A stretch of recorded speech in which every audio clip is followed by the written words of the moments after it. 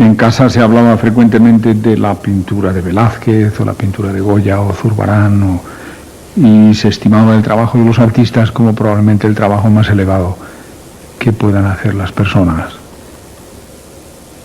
Se entendía al artista como una sublimación en el ejercicio manual, es decir, aquel que era capaz de pintar con muchísima exactitud o pintar con muchísima precisión, o que era capaz de traducir aquellas cosas que no se podían decir de otra manera.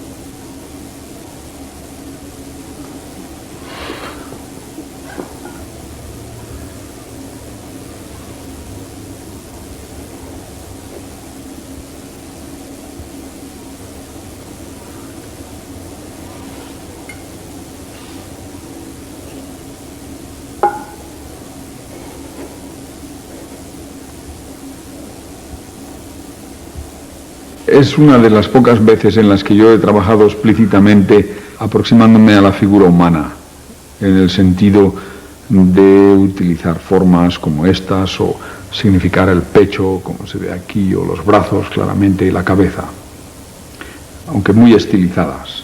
Entonces, en realidad, se trata efectivamente, en la medida en que la cabeza está soportada sobre una vértebra y se puede mover, es un elemento, digamos, muy especial del cuerpo. Entonces, en todos estos estudios, también en este, ¿verdad?, la cabeza se lee como un elemento independiente. En realidad, aquí también, quizá de una manera más próxima a la anterior, aparece este estudio del cuerpo en el que la cabeza se puede quitar o se puede poner, o bien el hecho de poder combinar con un elemento complementario, que podría ser este, de pronto hace pensar en un elemento más constructivo, como podría ser, por ejemplo, este, en el que las dos personas portan, como si fuesen mártires, sus respectivas cabezas. O bien, visto de otro modo, podría ser también una estructura muy estilizada para un puente. En ese sentido, las pilas se interpretarían figuras antropomorfas, y los brazos serían los puntos desde los que los anclajes de los cables, parecidos a estos cables de aquí, emergerían. En todo caso, es un intento claro, ¿verdad?, de, a través de una aproximación a la figura humana, pasar a un planteamiento constructivista o constructivo de la solución de pilas de un puente, por ejemplo, o de un elemento estructural preciso.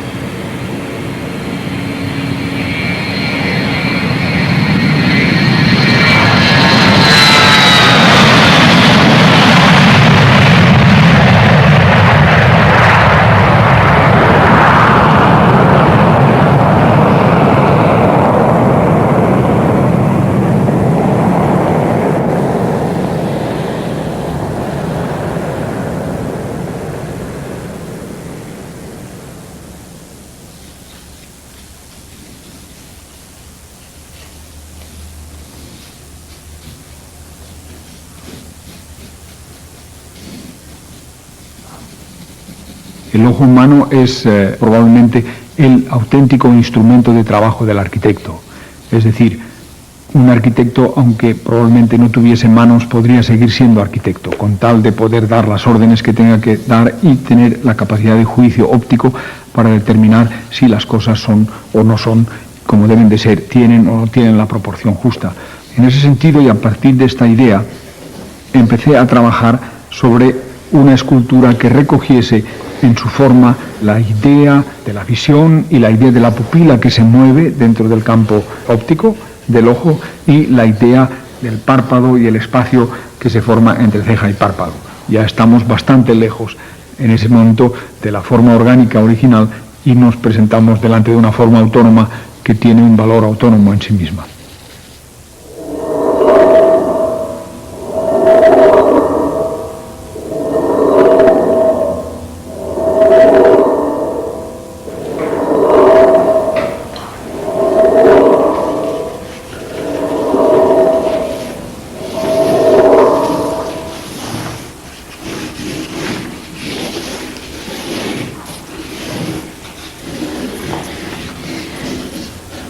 Yo quisiera presentar la estación de Santo Blas como un ejemplo de la reconversión de una idea abstracta en una escultura y la reconversión de una idea plástica de una escultura en una idea arquitectónica para una estación.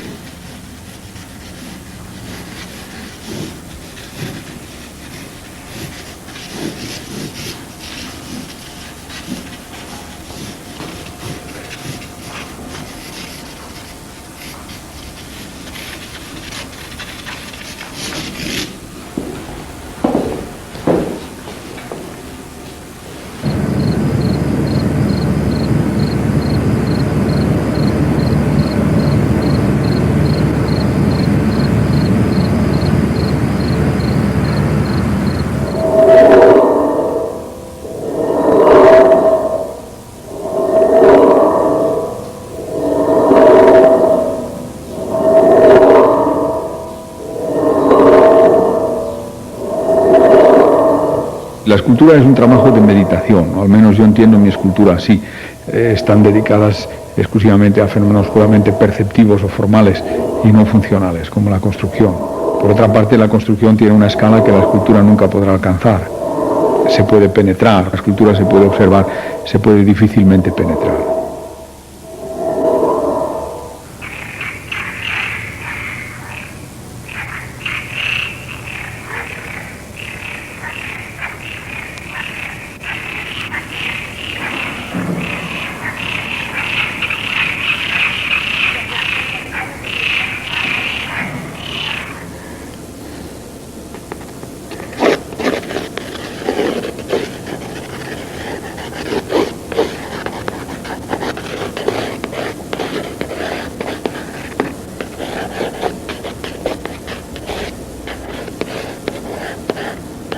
a la hora de trabajar a nivel de bocetos, ¿verdad?, es la plena libertad. Es decir, o sea, no solamente no me he ligado nunca a una técnica precisa como no sea de la acuarela por la dificultad que representa y la cantidad de ejercicio, pero al mismo tiempo por la gran libertad y la gran espontaneidad que la acuarela tiene en sí, porque, como diría yo, hay muchísimo de puramente casual, ¿verdad?, y incontrolable, y esto da una gran belleza, es como la vida misma. Es decir, en el que uno no sabe exactamente lo que va a pasar un segundo después y cada segundo es nuevo y completamente irrepetible, ¿no? Y yo creo que si el boceto ayuda a la construcción es porque es la única parte espontánea de todo el proceso.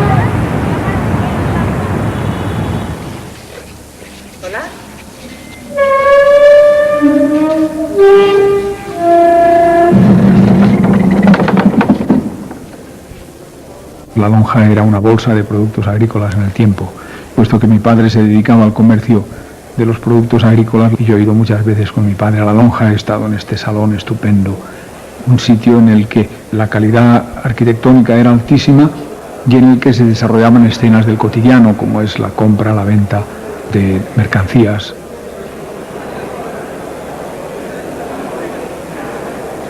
Cuando se está en el interior se siente la lonja como una escultura. Es como si la hubiesen tallado de un solo bloque. Es decir, es la arquitectura materializada en piedra, pero es en sí mismo un homenaje a la relación entre llenos y vacíos, el lleno materializado en las columnas y el vacío que se materializa entre los intercolumnios. La dimensión dinámica en contraposición al edificio cúbico viene dado por las helicoides ascendentes de las columnas, que giran paulatinamente y van subiendo y luego se derraman y abren en las bóvedas. Y ese movimiento, desde mi punto de vista, también es fundamental, es de una modernidad arquitectónica que no depende del tiempo, ni del momento, ni del estado cultural del momento, sino que proyecta la arquitectura fuera de la época y la hace todavía hoy perfectamente válida y admirable.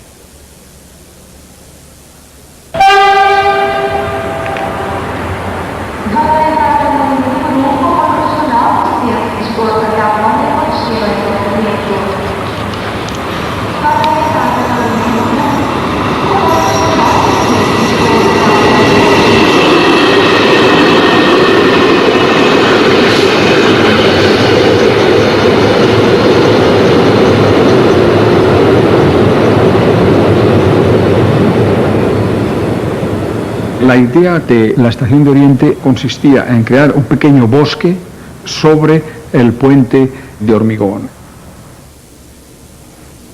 Yo siempre he pensado que la arquitectura es una intervención artificial, que no tiene nada que ver con la naturaleza. Basta pensar una cosa para que ya no sea natural. La arquitectura no puede ni siquiera imitar a la naturaleza. O sea, un árbol es tan poco natural imitado por un arquitecto como imitado por un pintor, ¿verdad? No produce frutos. Es decir, las manzanas de un cuadro de Cézanne no son manzanas, son las manzanas de un cuadro de Cézanne y representan manzanas en un sentido alegórico. Lo mismo que un pintor o lo mismo que un escultor puede dar lugar a emociones artísticas, yo creo que la arquitectura es uno de los medios más directos y más sencillos de hacérnoslo sentir en el cotidiano.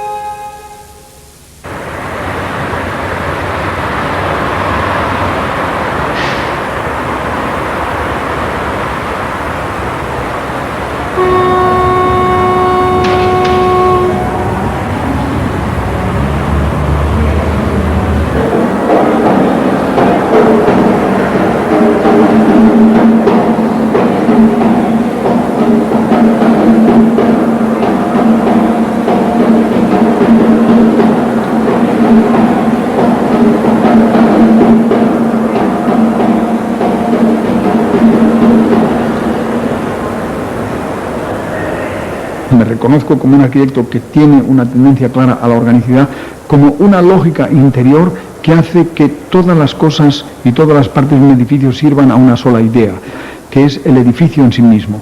Entonces, toda esa lógica interna que une los diferentes perfiles de hormigón y que los articula unos con otros, creando arcos y arcos sobre arcos que llevan luego las plataformas del tren sobre las cuales se insertan los árboles que al mismo tiempo se ramifican en la parte superior y soportan el vidrio, esa tendencia constructiva en la que cada una de las partes sirve a la otra y en un proceso lógico, pues eso es lo que yo entiendo por organicidad. Naturalmente, el traducir esto en términos de complejidad es casi ridículo, porque los edificios, en comparación con un organismo vivo, son mucho menos complejos. Pero a pesar de todo, tienen determinadas interrelaciones que van desde el juego de las fuerzas hasta los elementos funcionales, hasta los problemas de belleza en el mismo edificio. Y en ese sentido, y de esa manera, creo yo que se pretende, o que han pretendido algunos arquitectos llamar a su arquitectura orgánica. Yo no creo que sea tanto porque en este o en aquel determinado momento se imite o no se imite a la naturaleza, o porque las formas sean arborescentes, o porque se vuelva al sentido anatómico del cuerpo humano en la arquitectura, sino sencillamente por el orden interno.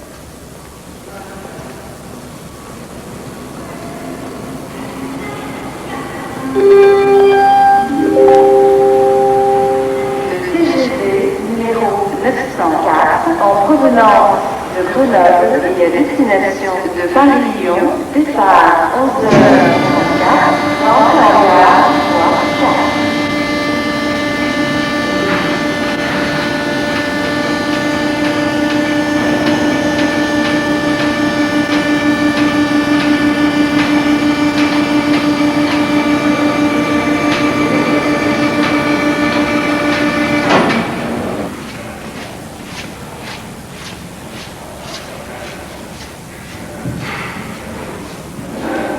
En el caso de Antoni Gaudí, el aspecto material de su arquitectura es el más trascendente, hasta el punto de crear valores de articulación entre los diferentes materiales.